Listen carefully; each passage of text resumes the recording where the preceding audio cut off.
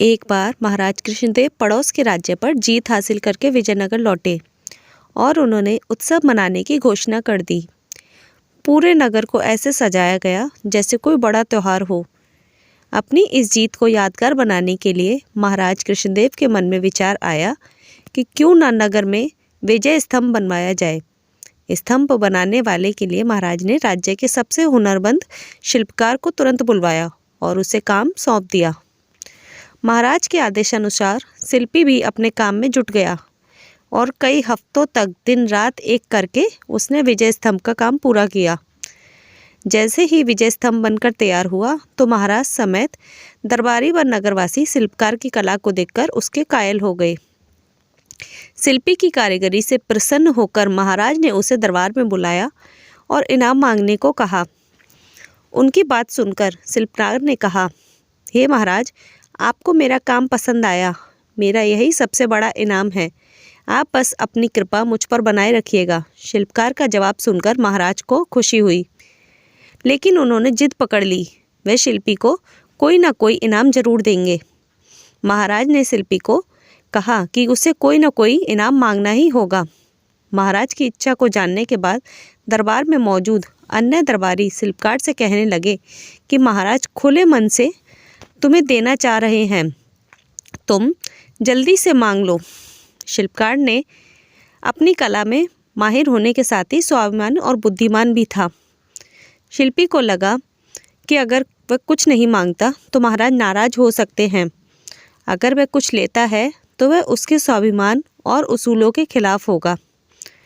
ऐसे में कुछ देर बाद शिल्पकार ने साथ लाए अपने औजारों का झोला खाली किया और खाली झोले को महाराज की तरफ बढ़ाते हुए कहा कि इनाम स्वरूप इस झोले को दुनिया की सबसे बहुमूल्य वस्तु भर दीजिए।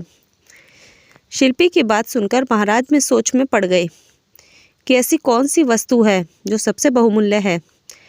काफ़ी देर तक सोचने के बाद महाराज ने दरबार में मौजूद राजपुरोहितों व सेनापति समेत अन्य दरबारियों से इसका जवाब मांगा। घंटों सोचने के बाद भी शिल्पी को क्या दिया जाए, इसका उत्तर किसी को समझ नहीं आया। किसी से भी संतोषजनक जवाब न मिलने पर महाराज झल्ला गए और शिल्पी से कहने लगे कि इस दुनिया में हीरे जवाहरात से बढ़कर और कीमती हो सकता है क्या? चलो मैं तुम्हारा ये झोला उसी से भर देता हूँ। महाराज की बात सुनकर शिल्पी ने इनकार में सिर हिलाते हुए कहा, नहीं महाराज, हीरे जवाहरात इस दुनिया में सबसे कीमती नहीं है। वो मैं कैसे ले सकता हूँ? संयोगवश उस दिन तेनालीराम दरबार में मौजूद नहीं थे। किसी से भी समस्या का समाधान न मिलने पर महाराज ने तुरंत तेनालीरामन को बुलाने का आदेश दिया। महाराज का संदेश मिलते ही तेनालीराम तुरंत दरबार की ओर निकल पड़े। रास्ते में ही सेवक ने तेनालीराम को महाराज की चिंता का कारण बता दिया। दरबार पहुंचते ही तेनालीराम ने सबसे पहले महाराज को प्रणाम किया और सभा में मौजूद अन्य लोगों का अभिवादन किया। महाराज की व्याकुलता को देखते हुए तेनालीराम ने सभा में ऊंची आवाज में कहा, जिसे भी सभा में दुनिया की सबसे बहुमूल्य वस्तु चाहिए वह सामने आए। तेनालीरामन की बात सुनकर शिल्पी आगे आया। शिल्पकार से झोला लेकर तेनालीराम ने उसके मुंह को खोला और हवा में 3-4 बार ऊपर नीचे हिलाकर थैले के मुंह को बांध दिया। इसके बाद तेनालीराम ने झोला शिल्पी की ओर बढ़ाते हुए कहा कि अब आप यह झोला ले सकते हैं, क्योंकि मैंने इसमें दुनिया की सबसे कीमती वस्तु भर दी है। शिल्पकार ने भी झोला थामते हुए तेनालीराम को प्रणाम किया और फिर महाराज से अनुमति लेते हुए औजार उठाकर सभा से चला गया। यह दृश्य देखकर सभा में मौजूद सभी लोग अचंभित रह गए। महाराज ने उत्सुकता जताते हुए तेनालीराम से पूछा कि शिल्पी को खाली झोला देने के बावजूद वह बिना कुछ कहे ही क्यों चला गया।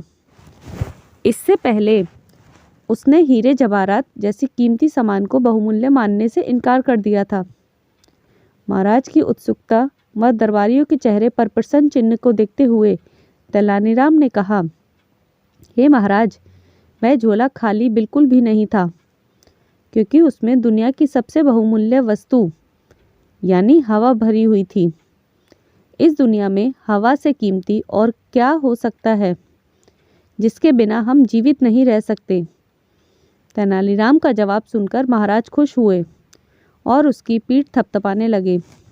तेनालीराम की बुद्धिमत्ता से प्रसन्न होकर महाराज ने उसे इनाम स्वरूप अपने गले से एक कीमती मोतियों की माला निकालकर पहना दी।